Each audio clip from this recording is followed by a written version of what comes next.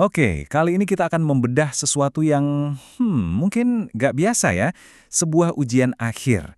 Tapi bukan matematika atau sains loh, ini ujian pendidikan jasmani. Pernah kepikiran nggak sih, ujian akhir Penjas untuk anak kelas 6 SD itu sebenarnya isinya apa aja ya? Apa cuma soal lari paling kencang atau lompat paling jauh? Ternyata jawabannya jauh lebih dalam dari itu. Dan kunci buat ngebongkar ini semua ada di sini. Sebuah dokumen resmi cetak biru ujian dari Indonesia. Namanya kisi-kisi buat mata pelajaran PJOK. Nah, ini barang bukti kita buat investigasi kali ini. Jadi, kita akan kupas tuntas ujian ini dalam 5 bagian. Mulai dari strukturnya kayak gimana, terus kita dalemin materi olahraga tim dan individu, sampai ke topik-topik yang jujur aja mungkin nggak akan Anda sangka ada di ujian Penjas. Oke, kita mulai dari bagian pertama, anatomi ujian pendidikan jasmani. Kita bedah dulu kerangkanya. Dokumen ini buat mata pelajaran PJOK. Itu singkatan dari Pendidikan Jasmani, Olahraga, dan Kesehatan. Nah, ini untuk kelas 6 SD yang pakai kurikulum Merdeka, kurikulum yang lagi berjalan sekarang di Indonesia. Dan totalnya para siswa itu harus ngerjain 50 soal. Iya beneran, 50 soal untuk ujian akhir Penjas. Nah, yang bikin menarik itu rinciannya. Ada 35 soal pilihan ganda, 10 isian singkat, dan ini dia, ada 5 soal esai atau uraian. Ini bukti kalau ujiannya bukan cuma hafalan, tapi siswa juga harus bisa ngejelasin konsep pakai tulisan. Lanjut, kita masuk ke dagingnya, olahraga. Bagian kedua, menguasai olahraga bergu. Gimana sih ujian ini ngetes pengetahuan soal berbagai olahraga tim? Jadi, kurikulum ini ternyata ngebagi olahraga berdasarkan strategi. Ada yang namanya permainan invasi, contohnya basket, di mana tujuannya ya menyerang area lawan. Terus ada permainan net, kayak volley, yang intinya gimana caranya biar lawan nggak bisa balikin bola. Dan detailnya itu bisa spesifik banget loh. Siswa harus paham istilah teknis kayak chest pass atau ya gampangnya melempar bola setinggi dada. Ini bukan pengetahuan umum biasa, karena di indikator soal nomor 2 dan 46, penguasaan teknik ini benar-benar diuji. Nggak cuma itu, cakupannya juga luas sampai ke permainan lapangan kayak rounders dan kasti.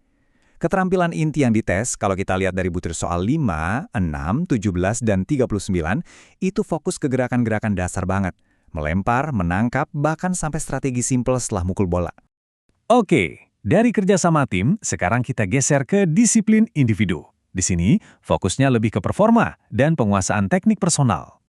Nah, di sini ada sentuhan budaya yang kental banget. Coba lihat butir soal nomor 7. Ujian ini ngetes pengetahuan soal pola-pola di pencaksilat, seni bela diri asli Indonesia. Contohnya, pola langkah ladam. Keren kan? Gerakan senam juga dipecah jadi detail-detail yang bisa dinilai. Contohnya gerakan meroda yang dites di butir soal 23.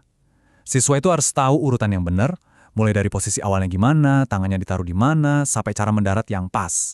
Terus ada juga kategori gerak berirama. Kalau kita lihat butir soal 25 dan 27, yang dites itu bukan cuma gerakannya, tapi juga fungsi musik itu buat apa. Jadi ini lebih ke kenapanya, bukan cuma gimana cara geraknya. Prinsip yang sama juga berlaku buat renang. Buat gaya dada yang ada di butir soal 29 dan 43, siswa harus tahu urutan tekniknya. Posisi kepala, gerakan tangan, tendangan kaki, sampai cara ngambil napas. Teknik yang benar itu jadi kuncinya. Sekarang, kita masuk ke bagian terakhir dari materi ujian, dan ini bagian yang nunjukin kalau Penjas itu ternyata lebih dari sekedar olahraga. Di bagian kebugaran untuk kesehatan yang diambil dari butir soal 31-33, ujiannya ngebahas manfaat aktivitas sehari-hari. Contohnya, jalan kaki. Simple kan? Tapi siswa harus tahu manfaatnya buat kesehatan, daya tahan, dan kekuatan otot. Dan ini poin yang penting banget. Dari butir soal 34, 35, dan 45, kita bisa lihat kurikulum ini secara terang-terangan ngebahas life skills yang krusial, yaitu soal penyalahgunaan zat.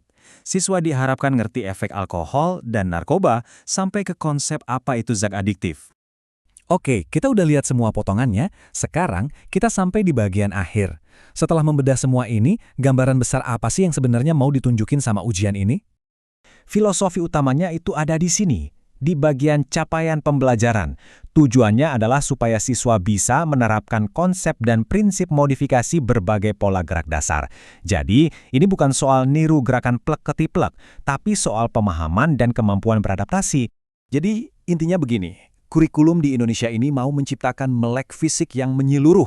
Ujian ini bukan cuma soal jago atau enggaknya siswa main olahraga, tapi soal pemahaman mereka tentang mengapa dibalik sebuah gerakan, strategi, dan yang paling penting, kesehatan diri sendiri. Dan semua penjelasan ini akhirnya membawa kita ke satu pertanyaan terakhir buat direnungkan. Coba deh bandingkan, pendekatan penjas yang terstruktur dan holistik kayak gini dengan pengalaman Anda sendiri waktu sekolah dulu. Beda jauh nggak?